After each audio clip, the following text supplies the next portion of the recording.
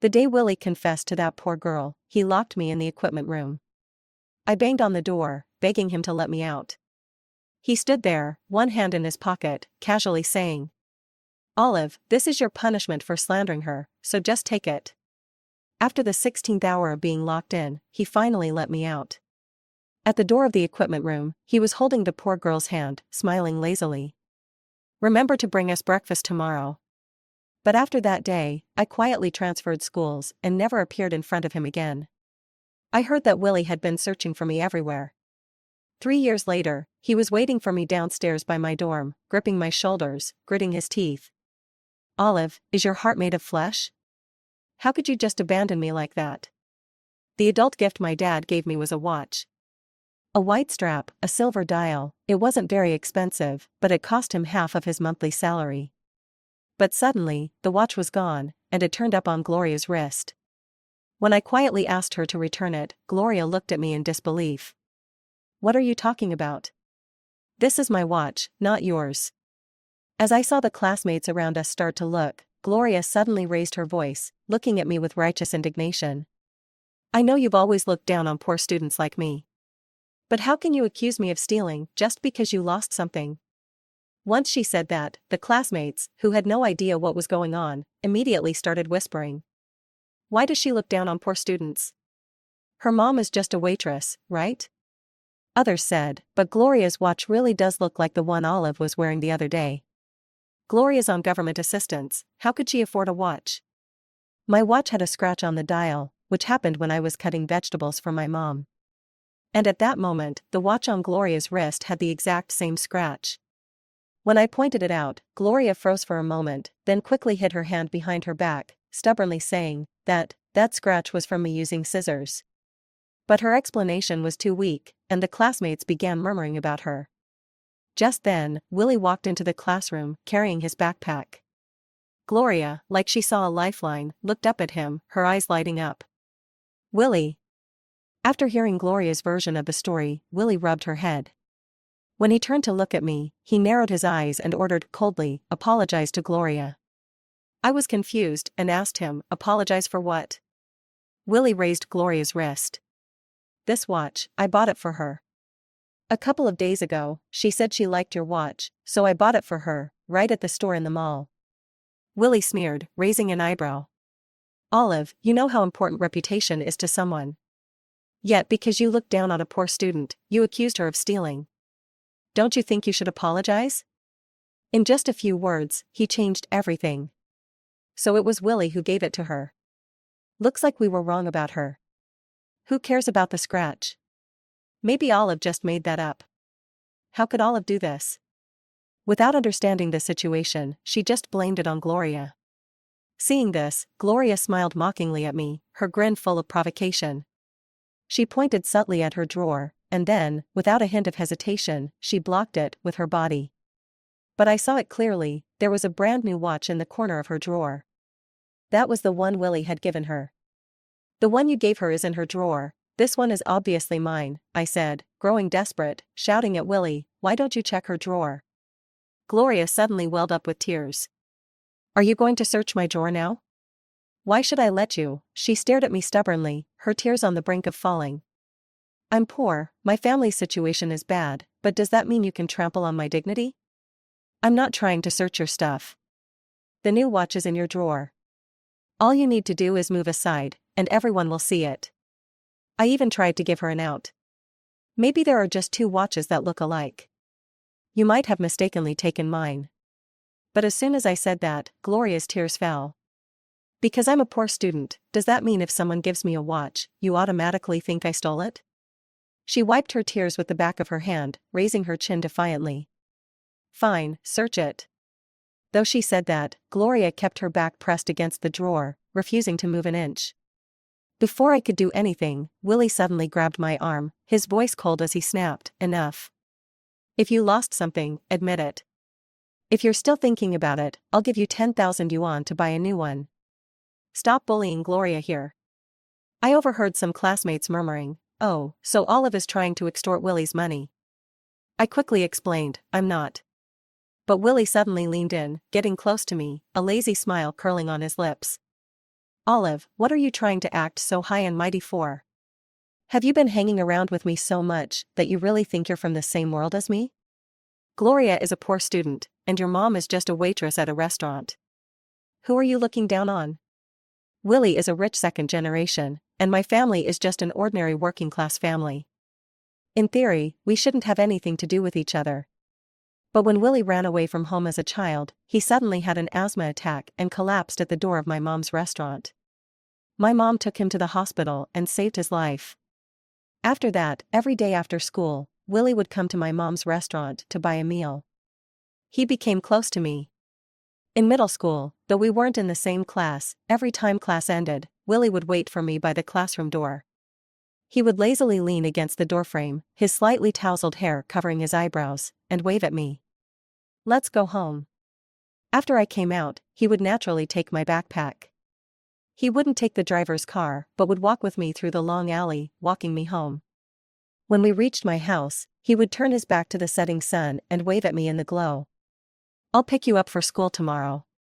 I always had this illusion that Willie and I were really good friends.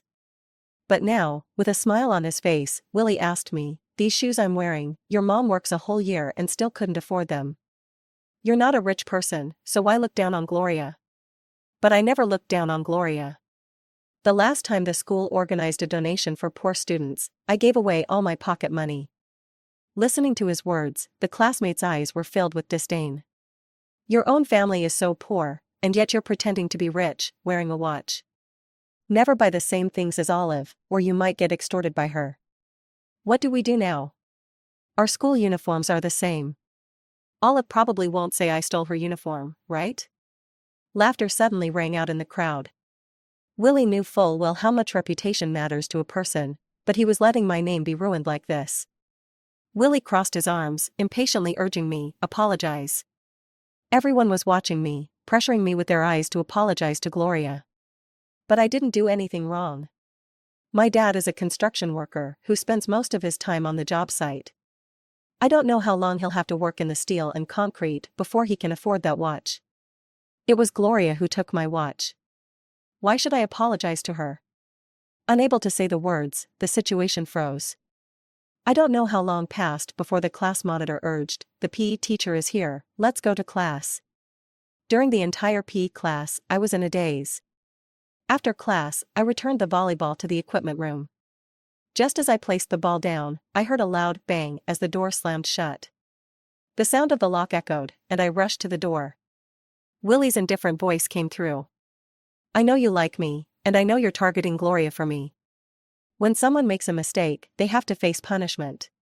Being locked in the small dark room is your punishment for misbehaving this time. I'm going to confess to Gloria tonight. After the confession, I'll let you out. Stay in there and behave." No matter how much I knocked on the door or cried out, he refused to unlock it. The equipment room had no windows, just this one door. There were no clocks inside, and I had lost my watch, so I couldn't tell the time. I could only watch the light outside the crack in the door grow dimmer and dimmer. It seemed like night had fallen. Today was my mom's birthday. Before school, I had told her that I'd make her a cake myself when I got home tonight. She said she'd get off work early and wait to eat the cake I made. I threw a ball at the door, kicked it with my feet, but it didn't budge. By nightfall, there was no one around. I sat at the door of the equipment room, burying my head in my knees. The autumn night was so cold and dark, and I was terrified. I was afraid that if I didn't return home tonight, my mom would go crazy with worry. When you can't see the time, it feels like time drags on forever. I dozed off in a half-conscious state, and in that haze, it felt like I saw Willie at 16. In high school, Willie and I were finally in the same class. A few of the classmates, after finding out my mom worked as a waitress, secretly laughed at me. They locked me in the back of the girls' bathroom and dumped a basin of cold water on my head. That day was like this. I kept banging on the door, but it was tightly shut. It was winter, and after being soaked in water, I was shivering uncontrollably. It was Willie who broke down the bathroom door and carried me, soaking wet, back to the classroom. He took off his down jacket and draped it over me, then turned to confront those girls. I remember him breaking a leg off a chair, his smile vicious, as he angrily asked them, "What's wrong with being a waitress? We're all human, so why act like there's a hierarchy? I huddled in his down jacket, wrapped tightly by his scent. I could look up and see his beautiful jawline, and how his eyes, usually fierce, softened when he looked at me. My breath caught for a moment, and my heart felt like it was overflowing with something. But the person who once dragged me out of the mire was the same one who, today, pushed me into it. It turns out Willie only liked being the hero, saving others. When someone weaker than me appeared, Willie naturally chose her. I don't remember how many times I woke up, only that there was no light outside the crack in the door. That night, I sat hugging my knees, chin resting on them, watching as daylight slowly filtered in.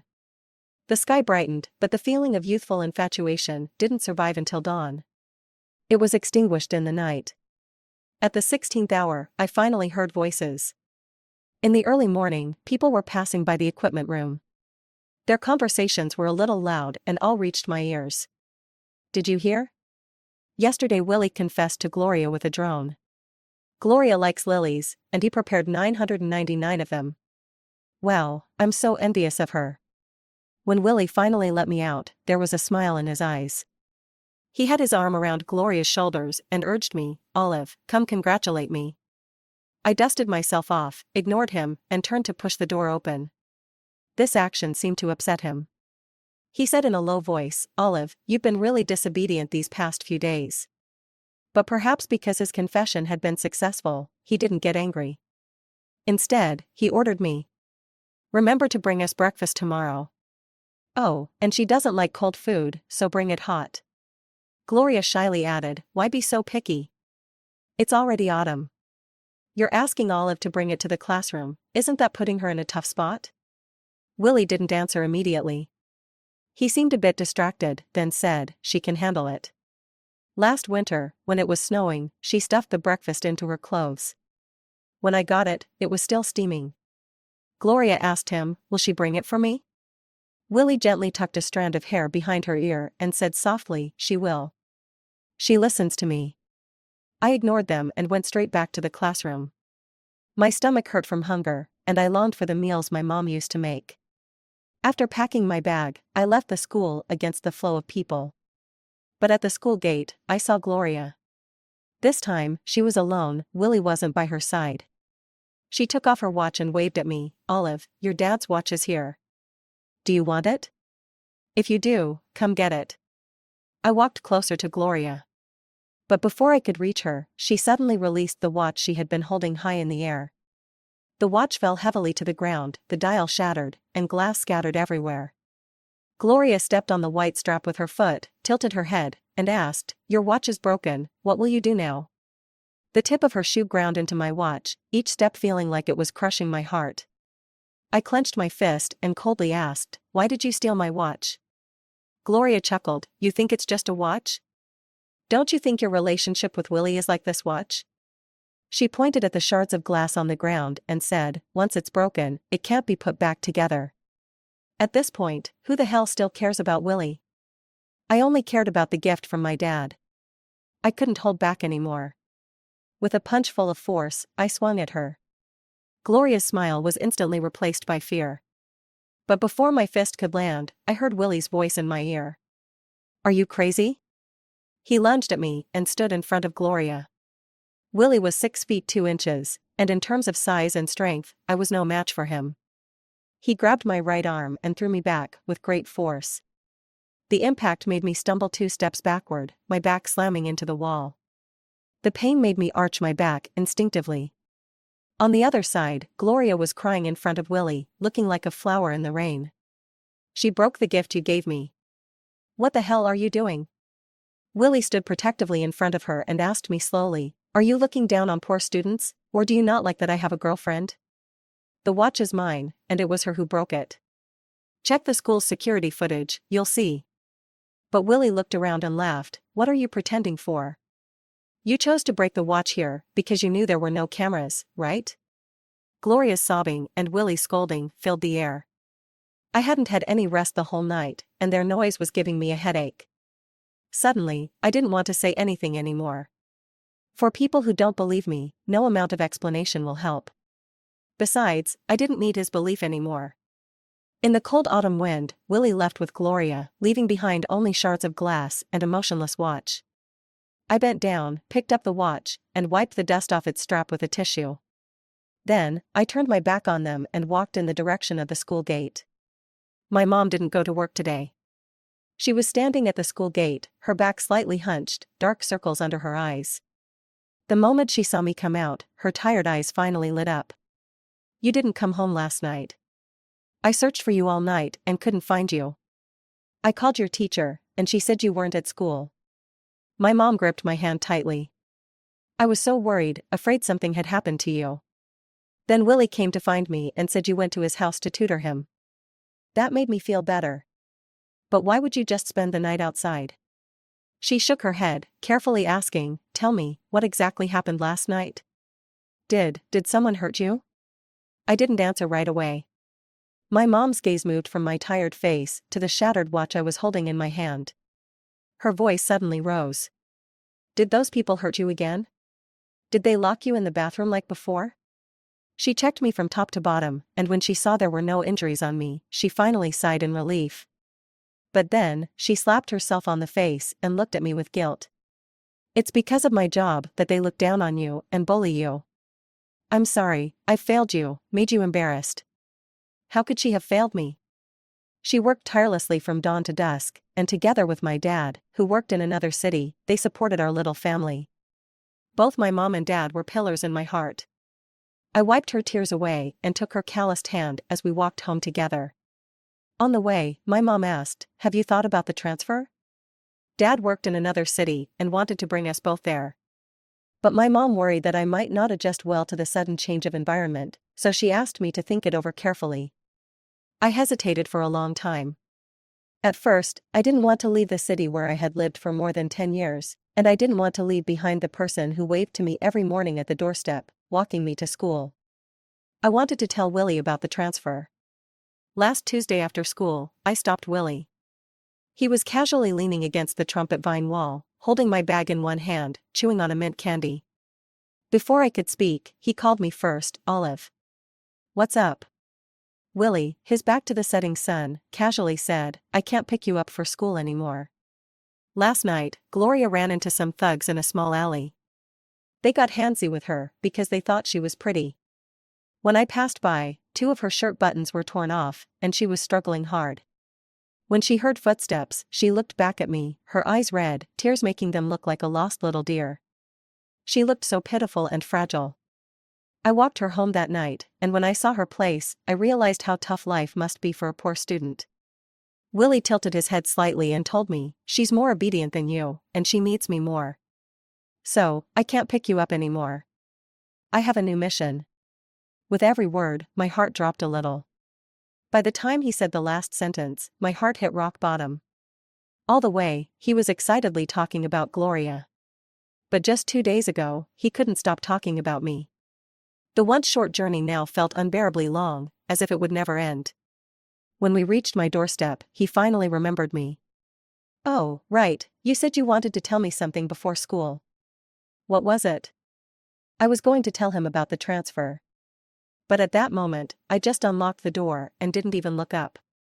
Was I? I forgot. In the following days, Willie was completely focused on Gloria. He didn't press me for answers, and I didn't bring it up again. Now, looking into my mom's worried eyes, I nodded. "Let's transfer. That way, our family can be reunited." For the remaining days, my mom handled the transfer paperwork at school, and I studied alone at home. But tonight, she hadn't come back yet. I tried calling her, but her phone might have been dead. I put on a coat and went out to look for her. I passed through 2 alleys and finally saw her, hunched over, walking home with a heavy heart. The street lamp stretched her shadow long. When she saw me, she slowly smiled. "I'm here." On the way back, she seemed like she wanted to say something, but she opened her mouth a few times and couldn't get the words out. I couldn't help but say, "If you want to say something, just say it." My mom hesitated for a moment before she spoke with difficulty. "Today, I saw your classmates. They walked past me, and their conversation suddenly got loud, like they were trying to make sure I heard." They said, the reason you hadn't been to school for 3 days was that you had falsely accused a poor student of stealing, and when it was exposed, you were too embarrassed to go back. Just then, my phone buzzed. There were 3 messages in a row from Willie. I know you like me, but you don't have to avoid me just because I have a girlfriend. We're all adults, so stop being childish. The things you did wrong, Gloria has forgiven you. Don't ruin yourself. Bring me breakfast tomorrow. I'm giving you one chance. Be a good girl, okay? I glanced at the messages, then put my phone down, looking at my mom. Mom, what do you think? She zipped up my jacket without a word of reproach, her eyes full of tenderness. They said those things about you, and it hurts to hear it. You must feel even worse inside. Though I don't know exactly what happened, I know what kind of person my daughter is, and no one can talk down to me about her. You must have been through a lot. I wanted to be a strong daughter in front of my mom, but for some reason, at that moment, I couldn't hold back my tears. She wiped them away. Don't cry. The transfer paperwork is all done. We'll go to a new city, to a new school, and start a new life. Through the tears, we exchanged a smile, wiped away the last of our tears, and walked up the hill together, pushing the cart. Suddenly, I remembered Willie's messages and took out my phone. I didn't reply. I just blocked him completely. I was going to start a new life. So, Willie, goodbye forever. In the new city, I went to college and never returned to that northern town. Willie was sealed away in my memories. In my 3rd year, the school held a social event. Class monitor Hetty insisted that I sign up with her. Olive, just come with me. Hetty was my best friend in college. Unable to resist her persistence, I agreed. By the time Hetty and I arrived, a lot of people had already gathered. Just as the event was about to start, I suddenly heard a sweet voice. Willie, the maple leaves are just the right color, could you take a picture of me? That voice was too familiar. I instinctively turned around and saw Gloria. The person next to her, leaning against the red maple tree with his arms crossed, his sharp features framed by a messy fringe, was Willie. The moment I saw him, I quickly turned my head, pretending I didn't recognize him. Old acquaintances should stay in the past. There was no need for them to reappear. The host of the social event arrived and began calling out names for the groups. Soon, my name was called. Olive. Here. The next moment, another voice sounded. Someone called my name, Olive? I didn't need to turn around to know it was Willie calling me. Why hasn't he left yet? Is the maple leaf that beautiful? I was swallowed up by the crowd and didn't respond to him, acting as if I didn't hear. After all, from his perspective, all he could see were a bunch of backs of heads. Who knows which one is mine? It seemed like Gloria was persuading Willie, saying, just go. It's just a coincidence. It can't possibly be her. She's been gone for 3 whole years. She left because you exposed her for falsely accusing me of stealing, and she was too embarrassed to face me again. How could she dare show up in front of you? There was a long silence on the other side. Willie didn't speak, and his footsteps were all over the place. I guessed he must have left with Gloria. The social event was simple. Everyone gathered, played games, and got to know each other. Time passed quickly, and as the event was about to end, a guy from my group came up to ask for my phone number. After the event, Hetty suddenly tugged at my sleeve and whispered, "There's a really handsome guy who's been staring at you since the event started. He's standing under that tree." I looked in the direction she pointed to. The area under the tree was empty, with no one there. Hetty rubbed her eyes. He was just standing there. How did he disappear so quickly? She wanted to run over to check, but I stopped her. Forget about him. Let's go back to the dorm. On the way back, Hetty kept talking about the guy who had been watching me. He's really handsome. During the game, I noticed he was looking at you with such intensity. Too bad you weren't with me, or I would have told you right away. His looks are definitely your type. Don't you want to think about it? Maybe if we go back, he'll be standing under the red maple tree again. She kept going on, and I interrupted her. After staring at him for so long, did you catch the brand of his denim jacket? Hetty thought for a moment. From the logo, it looks like it's from LV. That's it. Ever since I've known him, aside from the school uniform, Willie has always worn designer brands from head to toe. Hetty touched her nose awkwardly and said, "Seems like he's rich, and we're not from the same world. Let's forget about it." She stretched out lazily. "In the end, making money is the most reliable. We should think about where we can pick up some part-time work." Hetty and I both came from poor families. Since our freshman year, we've worked part-time jobs and tried hard to secure scholarships, hoping to lessen the burden on our families. After I returned to the dorm, my life went back to the way it was. That brief appearance of Willie and Gloria felt like a mere illusion. Just when I thought university life would continue as usual, I suddenly saw a familiar figure at the entrance as I went downstairs. I couldn't avoid it, and our eyes met. Willie smirked, his tone casual, but his voice was cold. "Long time no see, Olive." I glanced at him calmly, but didn't greet him, turning to walk away. I had made plans for today. The guy from the last event who added me on social media was named Lester. He had introduced me to a tutoring job and planned to take me to meet the employer today. But Willie didn't seem ready to let me go. He coldly asked, "You've been avoiding me for 3 years. Are you going to keep avoiding me?" The crowd downstairs stopped and turned to look as soon as he said that. I couldn't lose face, so I pulled him to the side. "What do you want?" "What do I want?" He raised an eyebrow as if hearing a joke, then suddenly pushed me against the wall. One hand pressed down on my shoulder, and the other braced against the wall as he gritted his teeth and asked, "Olive, I've been looking for you for 3 years. 3 whole years. Do you have a heart made of flesh? How dare you just disappear without saying anything?" I tried to push him away, but his grip was too strong, and I couldn't budge. His eyes were full of coldness as he lifted my chin. "How could you bear to leave me?" I found it laughable. "What's there to feel sorry for? We're just classmates. Do you really think I need your approval to transfer? And let go of me." "Classmates?" Willie bit the word hard. "We've known each other for over 10 years, and you call us just classmates?" So, he knew we had a history of over 10 years. Then what did he do? He publicly accused me of looking down on poor students. He locked me in the equipment room for 16 hours. He arrogantly made me bring breakfast to his girlfriend. I looked at him indifferently. "Willie, no matter what's going on with you, don't look for me again. I don't want to see you. When I transferred, it wasn't to avoid you. I just wanted to reunite with my father. You overestimate yourself. And hurry up and let go of me. If Gloria sees this, you'll be in trouble, and I will be too." His grip didn't loosen. Willie tilted his head to scrutinize me, and his furrowed brow slightly relaxed. "Olive, are you jealous of Gloria?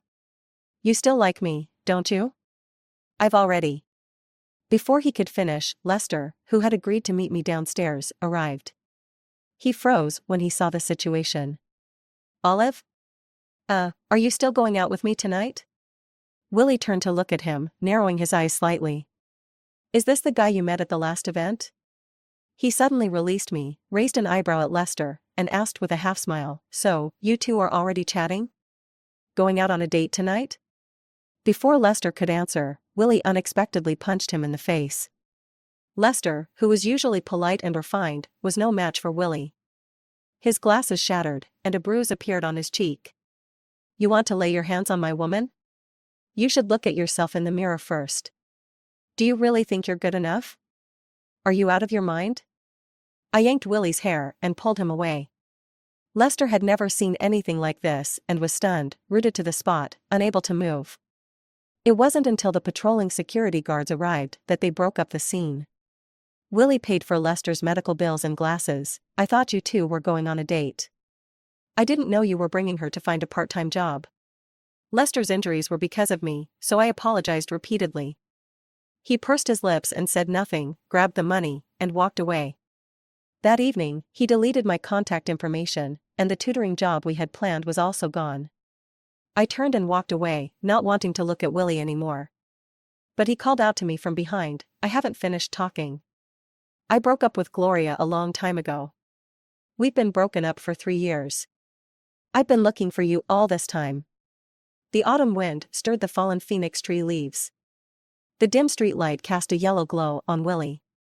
When I turned back, his eyes were shining. Gloria's family is struggling, and I felt sorry for her, so I've been helping her finish her studies. Right now, what we have is just a relationship between a sponsor and a sponsored student. She's studying in this city. She just happened to come with me to visit your school that day. That's all. And about the things from back then? Willie. I interrupted him and told him seriously, who you're with now is none of my business. I really don't like you.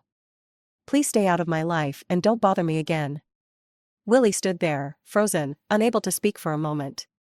As I turned to head back to the dorm, light rain began to fall. People hurried along, trying to find shelter from the rain. But Willie seemed oblivious, standing silently in place. Even when a leaf from the phoenix tree landed on his shoulder, he didn't notice, standing still. I didn't look back.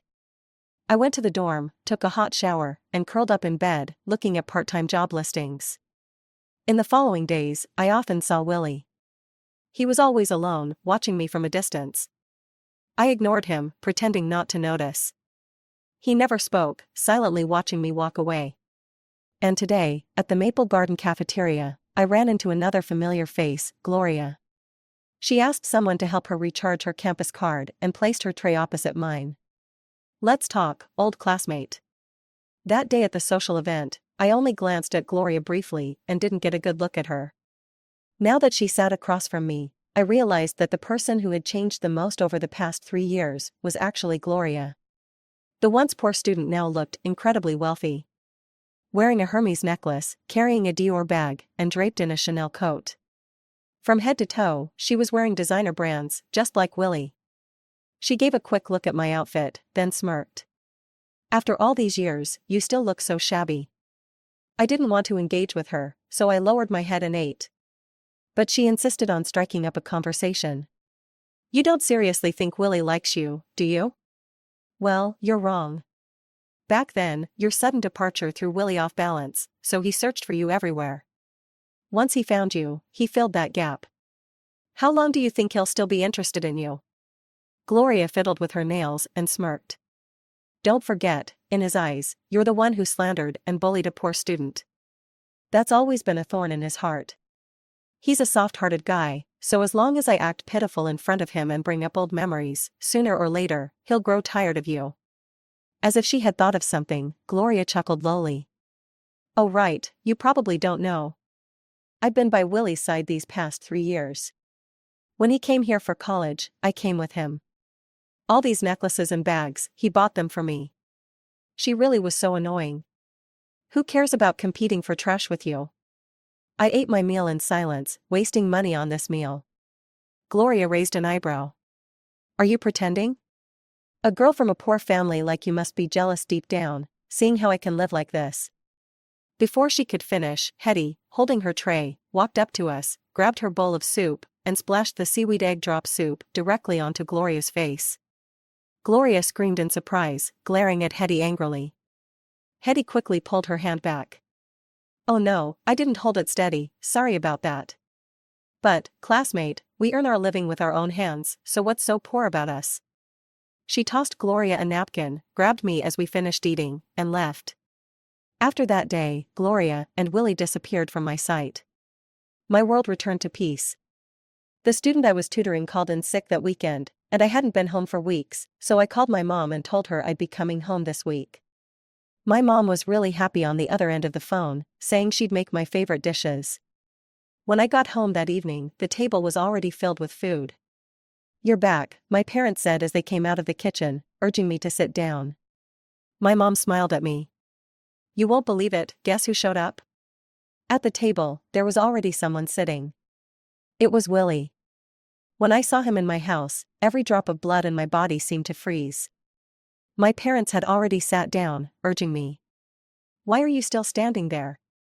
I had a lot to say, but seeing the joyful expressions on my parents' faces, the words stuck in my throat. I numbly pulled out a chair and sat next to my mom.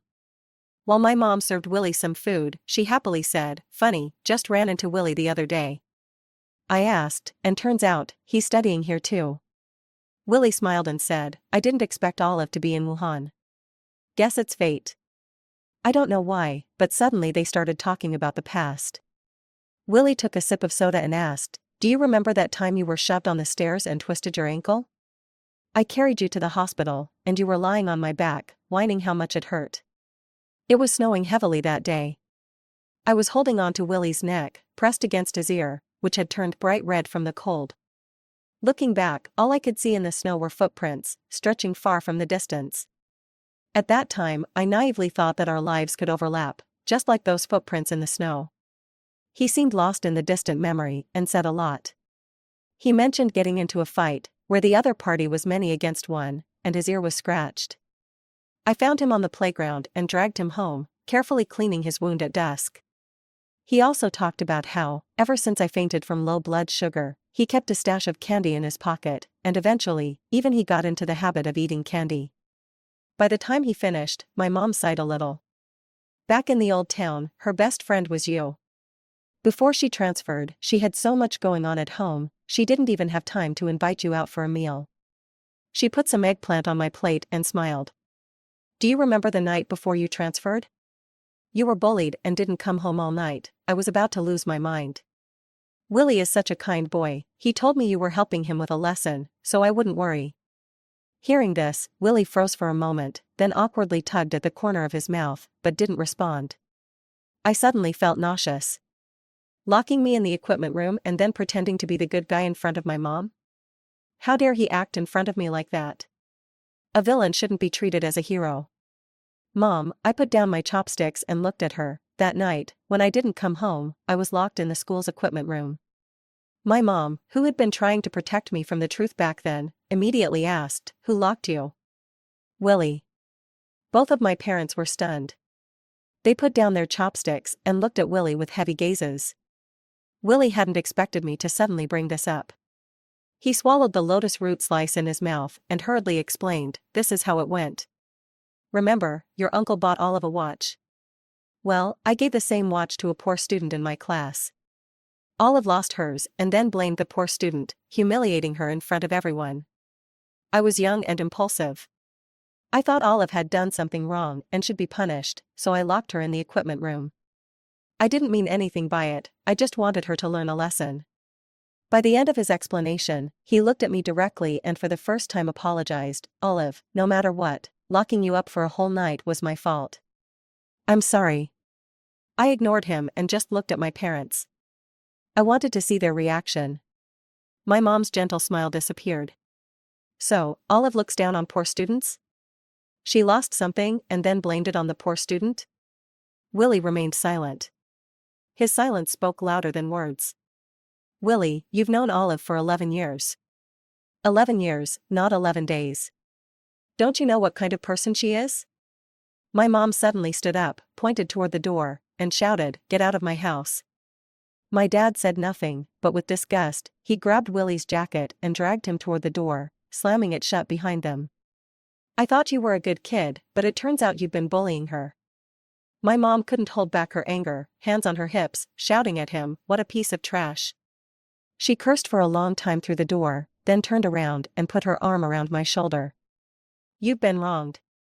I'm never talking to that trash again." My dad didn't ask what happened back then, he just came over and stood by me. He's not usually someone who expresses himself, but now he awkwardly said, "We believe in you.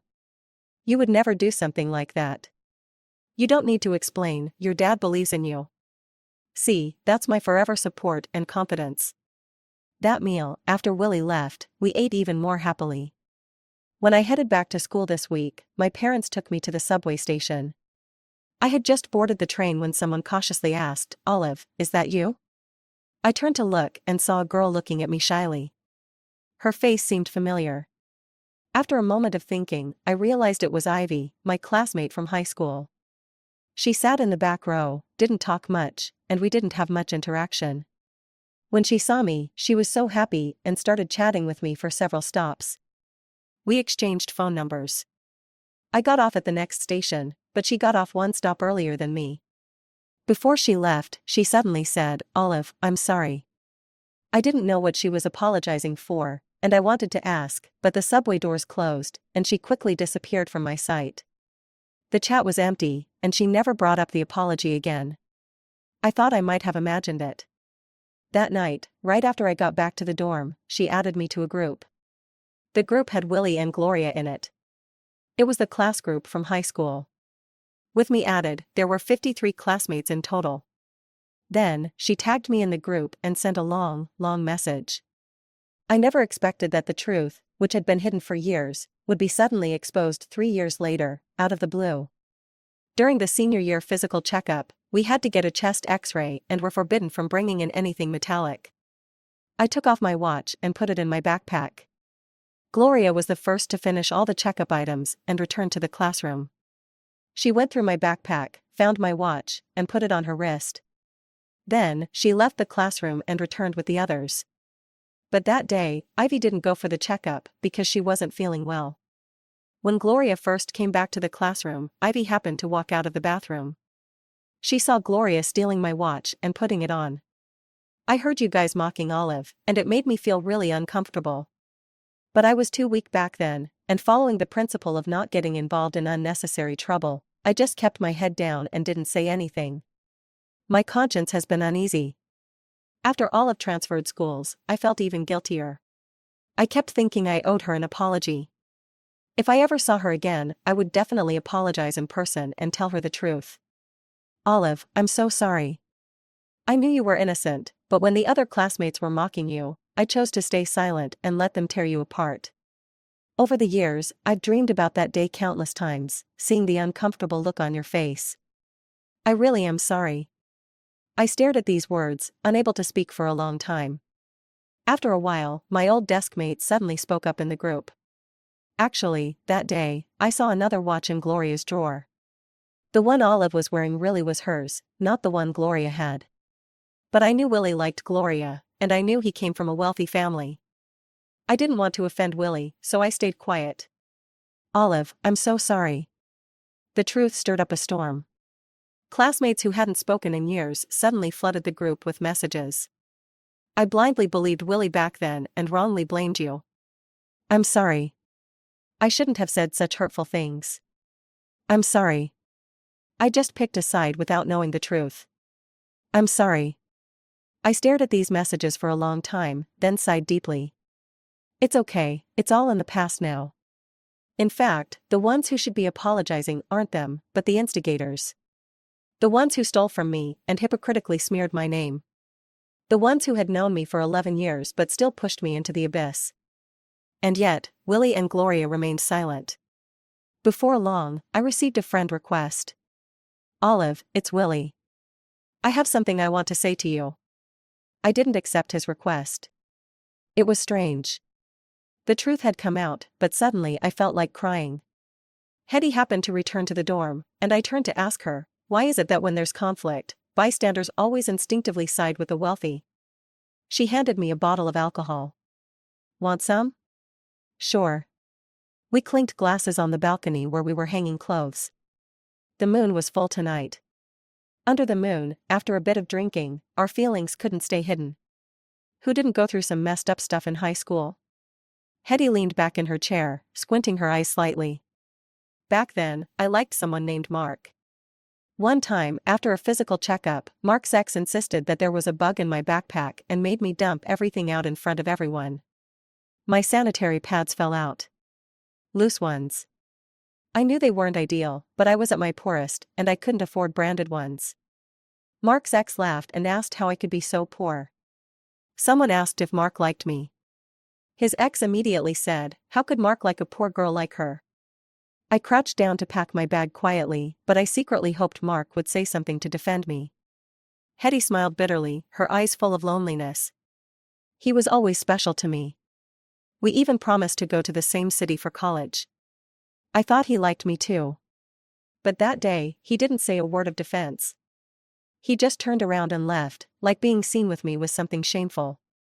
So when it came time to apply for college, I didn't follow our promise. I stayed far away from him. All these years, I never understood why Mark ran away that day. I wasn't bad looking, my grades were great, and I was a good person. Maybe the only flaw was being poor. That probably embarrassed him, being from a wealthy family. But Olive, our family situation isn't something we can choose. What we can do is make ourselves better. Look, we study hard for scholarships, we don't let our families worry, and we live our own lives. There's nothing shameful about that. Really? She had never told me this before, and I had never mentioned Willie either. We both had bad tolerance for alcohol. After drinking a bit, we were already tipsy and clinked glasses again. I patted her on the shoulder. Today is a good day. I've finally cleared my name. Hetty took a big gulp and spat. Today is definitely not a good day. Damn it, I ran into Mark at school. He's here as an exchange student for a year. He was red-eyed, looking for me, saying how I promised to go to the same city with him and how could I break my word. Hetty mumbled, her eyes starting to water. I was drunk by then, and I forgot everything she said afterward.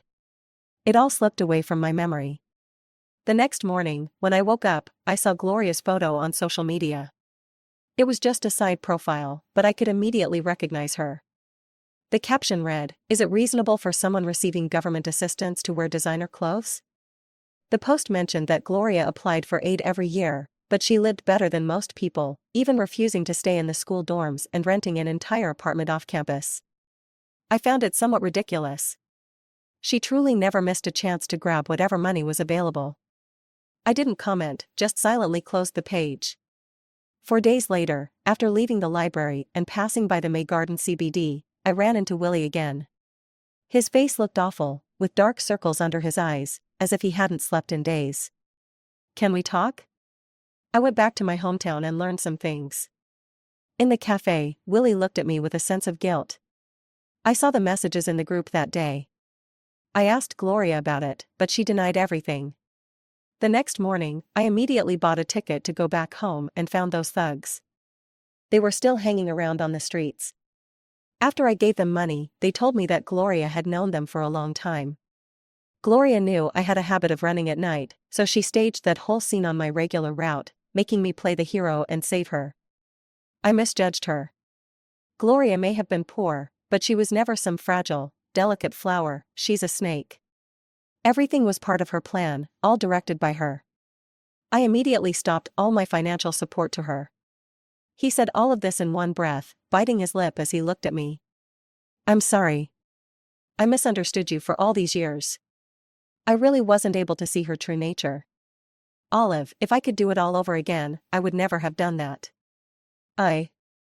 He took a deep breath, struggling to say, I've always had you in my heart. From way back, even then, Gloria was just a temporary distraction, sparking my protective instincts, but that wasn't love. I'm just so slow to realize things. It wasn't until you left that I finally understood my true feelings. When I was 18, I saw your draft paper. It wasn't just formulas, it was filled with my name, and scratched out words saying I love you. So, you really did like me back then, didn't you? Then, in light of the 11 years we've known each other, could you give me a chance to start over? He reached out his hand to me. I felt like I was seeing the 18-year-old Olive again. The summer of 18, when the grass grew wildly, and the August wind blew through the streets, with dusk climbing the walls. Back then, the feeling of falling for someone was like endless wild grass. When Willie reached out his hand, I would have run to him, lifting the hem of my skirt. But the 21-year-old Olive, staring at his hand so close, only felt repulsed. That night in the equipment room, before dawn, I already stopped liking you. I accept your apology. But from now on, let's just pretend we don't know each other. I stood up indifferently and walked away. Willie remained seated in the cafe. People came and went around him, the coffee on the table went cold, but he didn't move. Eventually, the embossed pattern on the surface began to ripple. The coffee had turned bitter and salty. Willie and Gloria both disappeared from my life. I learned of Gloria's latest news from Ivy. She told me that Gloria's assistance had been cut off, and Willie had also stopped all his financial support to her. Having gotten used to a good life for all these years, transitioning from luxury to austerity was too much for her to handle. She couldn't stand the thought of downgrading her lifestyle. She thought about taking a part-time job, but she found it tiring and inconvenient, feeling like it would take away from her fun time. So, she ended up borrowing money from a loan shark. Later, I saw the names Gloria and Willie in the news. Gloria couldn't repay her online loans and went to ask Willie for money. They had a huge argument and parted ways in anger. That night, Willie got in his car, intending to leave. But Gloria blocked his car and told him if he didn't give her money, she would stand in front of it and not move a step. After a long standoff, it seemed they started talking about their high school days. According to the parking lot surveillance footage, the two of them had a big fight. As Dawn approached, in a fit of rage, Willie slammed the accelerator. The car hit Gloria. She lost too much blood and fainted on the spot. After being rushed to the hospital, she was declared brain dead and became a vegetable. As for Willie, he was arrested on charges of a crime and faced prison time. After reading this report, I felt a bit melancholic. At 18, my youthful love died in the dim morning light. At 21, the story stretched no further than the first light of dawn. And me, I'm different from them. The sun will rise at the end of the darkness, lifting me up. I will continue to live brightly in this precious world. End.